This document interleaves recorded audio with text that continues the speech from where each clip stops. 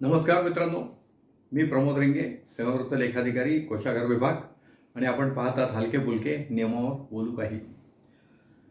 मित्रांनो, आज मी हा जो माझा व्हिडिओ करत आहे तो 103 क्रमांकाचा असून हा निवृत्ती वेतनाचा हा 33वा व्हिडिओ आहे. गत व्हिडिओमध्ये मी आपल्याला सांगितलं होतं की ऑक्टोबर महिन्यात सरकारने अनेक चांगले निर्णय घेतलेले आहेत आणि त्यातला एक जो ग्रॅच्युटीची रक्कम वाढवली त्याच्याबद्दलचा मी आपल्याला ऑलरेडी व्हिडिओ केलेला आहे आणि तो व्हिडिओ आपल्यापर्यंत आलेला असेलच. आणि आजही मी या पेन्शन या संदर्भातलाच एक व्हिडिओ करत आहे. तो म्हणजे आपल्याकडे जे अनुसूचित जमातीचे जी मंडळी नोकरीत होते त्यापैकी अनेक जणांना जात वैधता प्रमाणपत्र सादर करता आलेलं नाही आणि मग ते सादर न करता आल्यामुळे याबाबत काही मंडळी कोर्टात गेलेली होते आणि कोर्टात गेलेले असल्यामुळे कोर्टाने उच्च न्यायालय आणि सर्वोच्च न्यायालयाने याबाबत एक निर्णय दिलेला आहे आणि त्या निर्णयाच्या अनुषंगाने सरकारला काही कारवाई करावी लागलेली आहे. आणि मग सरकारने 21 डिसेंबर 19 रोजी एक शासन निर्णय पारित केला होता आणि ही जी कोर्टाच्या निर्णयाच्या अनुषंगाने ही जी जात वैधता प्रमाणपत्र ज्यांना मिळालेलं नाही त्यांची जी नोकरी आहे ती नोकरी ही काही कायदेशीर ठरत नाही आणि मग ती बेकायदेशीर आहे. मग या लोकांना नोकरी ठेवायचं का नाही हा प्रश्न होता. कोर्टाचा जो निर्णय आहे त्यात काय झालं होतं काय की समाजातल्या या काही वर्गांनी आमची जात ही आहे असं सांगून नोकरी मिळवली पण त्यांना पुढे जात वैधता मिळालेली नाही. पर्यायाने काय झालं, त्या अनुसूचित जमातीतले जे पात्र उमेदवार होते ते नोकरी मिळवण्यापासून वंचित झाले. मग या ठिकाणी समाजात कुठेतरी तो अन्याय झाल्याची एक भावना होती आणि मग कोर्टाने याबाबत स्ट्रिक्चर पास केल्यानंतर सरकारने एक निर्णय घेतला किंवा या ठिकाणी त्यांना जात वैधता मिळालेला नाही तेव्हा त्यांना आता नोकरीत ठेवायचं काही कारण नाही, त्यांना आपण नोकरीतनं काढून टाकू. पण सरकारने जरी नोकरीतनं काढून टाकायचा निर्णय घोषित केला तरी त्याचबरोबर या सरकारने मानवतावादी दृष्टिकोन स्वीकारला. डॉक्टर बाबासाहेब आंबेडकरांनी भारतीय राज्यघटनेचे कल्याणकारी राज्य करा असं जे या राज्यकर्त्यांना सांगितलं आहे त्याचं या ठिकाणी राज्यकर्त्यांनी आपल्या महाराष्ट्र राज्याच्या राज्यकर्त्यांनी पालन केलं आहे.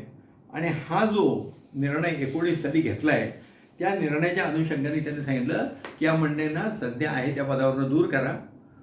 तेवढीच त्या मंडळींकरता ॲब्सॉर्ब करण्याकरता अधिसंख्य पदं म्हणजे जी मंजूर पदं आहेत त्या पदापेक्षा काही जास्त पदं आपण अधिसंख्य सुपरन्युमररी पोस्ट असं निर्माण करतात.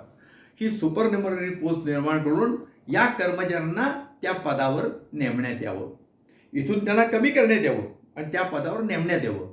म्हणजे काय होईल की रेग्युलर आस्थापनेतली ही पदं रिकामी झाल्यामुळे आदिवासी समाजातले जे होतकरू लोक आहेत त्यांना सेवेत येण्याचा मार्ग सरकारने त्या ठिकाणी मोकळा करून दिला आणि त्या ठिकाणी भरती कशी करायची ते पण आदेश 19 साली दिले. पण ही जी मंडळी आहेत यांना मानवतावादी दृष्टिकोनातनं काय माहिती आहे का, आपल्याकडे जात या अशा जाती आहेत की काना मात्रा अनुस्वार वेलांटी बदलली आणि स्थान बदललं की त्या जातीचं शेड्यूल कास्टमधलं शेड्यूल ट्राईबमधलं शेड्यूल ट्राईबमधलं ओबीसीमध्ये ओबीसी असं काहीतरी होतं आहे. आणि याच्यामध्ये ज्यांनी आपली जात ही आहे असा समज करून घेतला आहे त्यात त्यांचा काही फार दोष आहे का? एवढ्या जाती आहेत तर खरंच ते काही कळत नाही. तर त्यामुळे या मंडळींनी एवढी सेवा केलेली आहे तर त्यांना वाऱ्यावर सोडणं रस्त्यावर आणणं बरोबर नाही हा सरकारने विचार करून त्यांना अधिसंख्य पदावर नेमण्यात आलेलं आहे. आणि ज्यांनी जे त्या दिवशी सेवेत होते त्यांना अधिसंख्य पदावर वर्ग केलेला आहे आणि त्याच्या आधीच काही लोकांना आपण काढून टाकलेलं होतं त्या लोकांना देखील सेवेत परत अधिसंख्य पदावर घ्या असं सांगितलेलं होतं. फक्त या मंडळींना शासकीय सेवेतले काय फायदे द्यायचे याच्याकरता एक कमिटी स्थापन केली होती आणि त्या कमिटीचा अहवाल या बऱ्याच मीटिंग झाल्यानंतर सरकारला प्राप्त झाला आहे आणि त्या अहवाल प्राप्त झाल्यानंतर सरकारने असं ठरवलं की या मंडळींना आपण सेवेत घेतलं आहे, त्यांच्या पगाराला आपण पूर्णपणे पगार देतोय, पगार देणार आहोत, त्यांना घरी पाठवलेलं नाही, पण त्यांना सेवानिवृत्तीचे लाभ द्यायचेत का, तर त्या कमिटीने सेवानिवृत्तीचे लाभ द्यावेत असं सांगितलं. आता सेवानिवृत्तीचे लाभ द्यायचे असतील तर या मंडळींना आपण एका रात्री सेवेतनं काढलं आणि दुसऱ्या दिवशी सकाळी घेतलंय तरी देखील तो तांत्रिक ब्रेक असतो. आणि जी मंडळी ऑलरेडी सेवेतनं कमी केली होती आणि ती 6 महिने, वर्ष, 2 वर्ष, 4 महिने, 8 महिन्याने आलेली आहे सेवेत, तो देखील त्यांचा कालखंड हा ब्रेक असतो. ब्रेक म्हणजे काय, खंड, सेवेत पडलेला खंड. आणि या आमच्या वेतनाच्या नियम 14 किंवा रजेच्या नियममधला 21-22 या अनुषंगाने किंवा पेन्शनमधला जो काही नियम आहे 45-46 नियम आहे, तर त्या नियमाप्रमाणे सेवेतून काढून टाकलेल्या कर्मचाऱ्यांचा पेन्शनवरचा, रजेवरचा, वेतनावरचा हक्क जातो आणि मग त्यांना परत मिनिममवर सुरू करावं लागतं. आता या ठिकाणी जो पण हा सेवेतला खंड जर सरकारने क्षमापित केला, कंडोन केला, तर मात्र पूर्वीच्या वेतनाला संरक्षण मिळतं, पूर्वीच्या सेवेला संरक्षण मिळतं, त्या सेवेवर आधारित देखील आपण पेन्शन देऊ शकतो. आणि रजेच्या बाबतीत तर सरकार फारच लिबरल आहे. रजेच्या बाबतीत त्यांनी 24 तासापेक्षा कमी खंड असेल तर ती सगळी सेवा रजेकरता ग्राह्य धरावी. नंतर त्याच्यामध्ये अजून 2-3 तरतुदी आहेत, त्यावर रजेकरता काही फारसा प्रॉब्लेम नव्हता, पण वेतनाकरता आणि निवृत्ती वेतनाकरता होता. आता या ठिकाणी सरकारने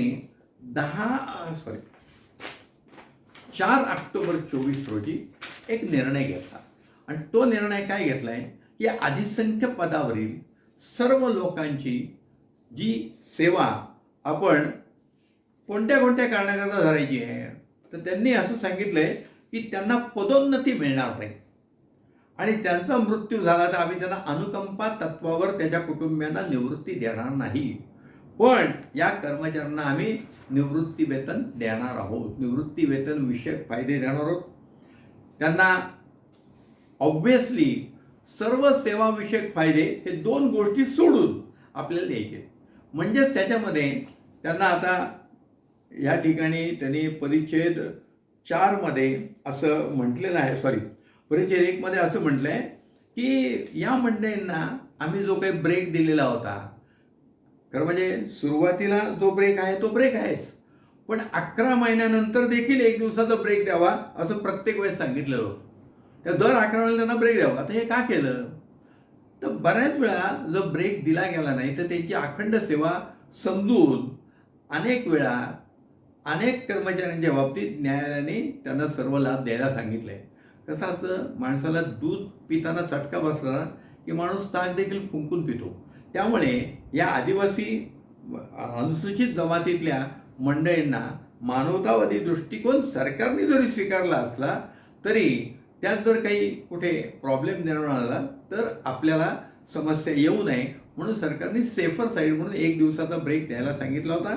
पण आता या आदेशाप्रमाणे हा जो 4 ऑक्टोबरचा जो आदेश आहे त्यातला जो परिच्छेद 1 त्यांनी म्हटलेला आहे, या 1 दिवसाचा जो तांत्रिक खंड आहे तो सर्व सेवाविषयक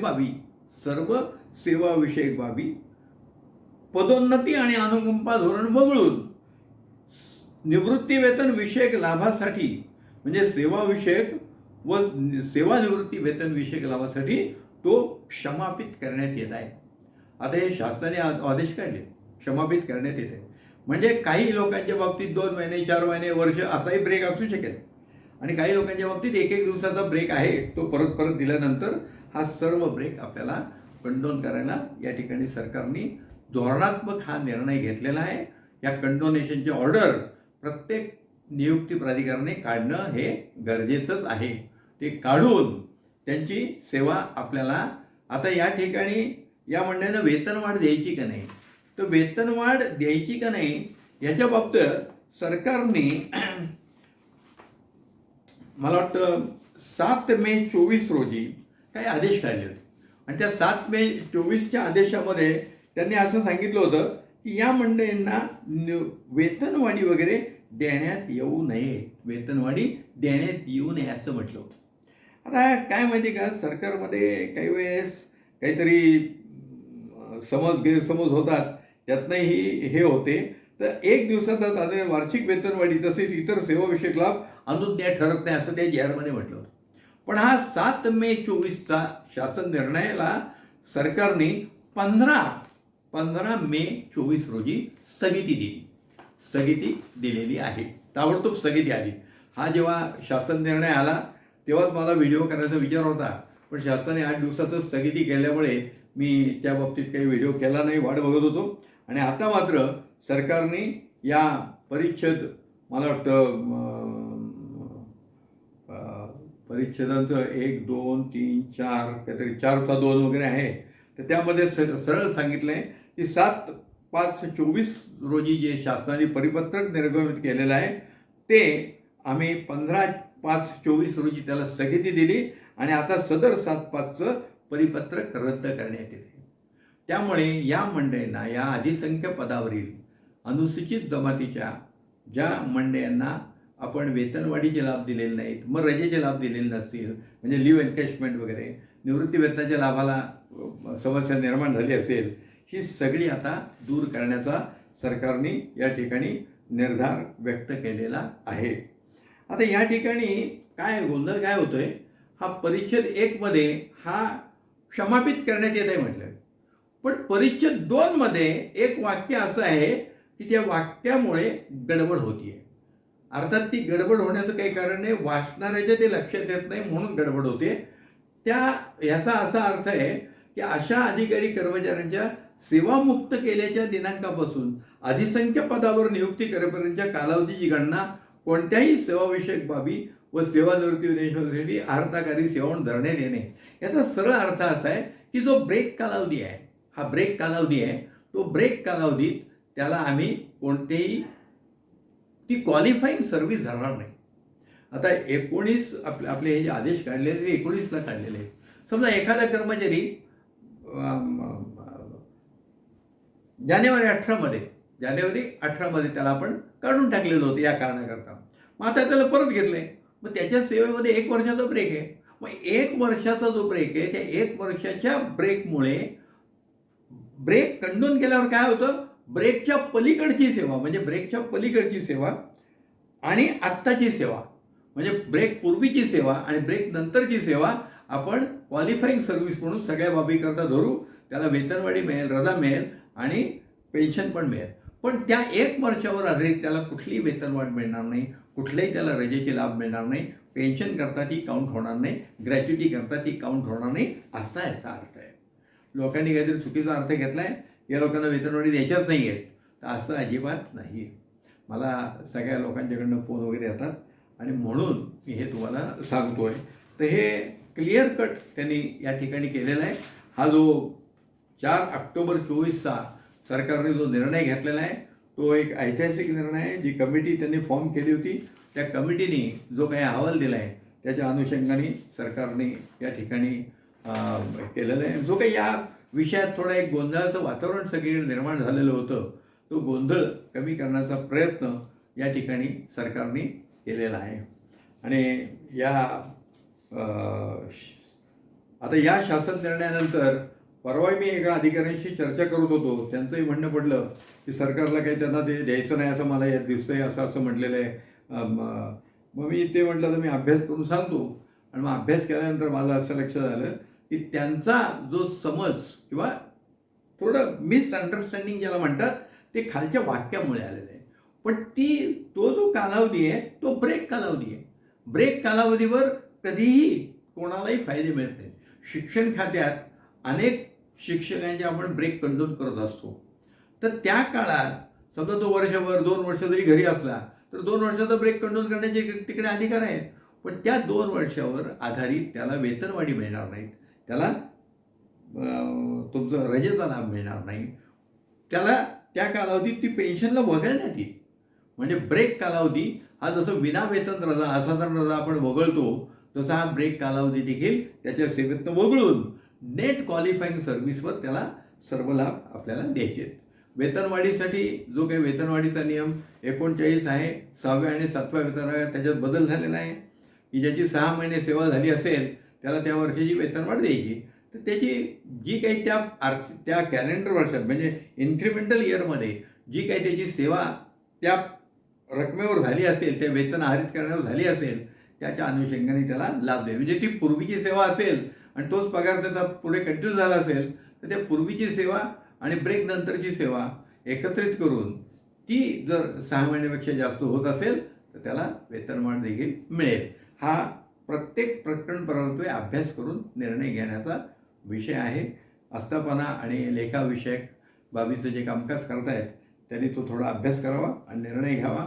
हा जो 4/10/24चा जो शासन निर्णय आहे हा थोडा काळजीपूर्वक सगळ्यांनी वाचा. म्हणजे मी जे सांगतोय ते तुम्हाला लक्षात येईल.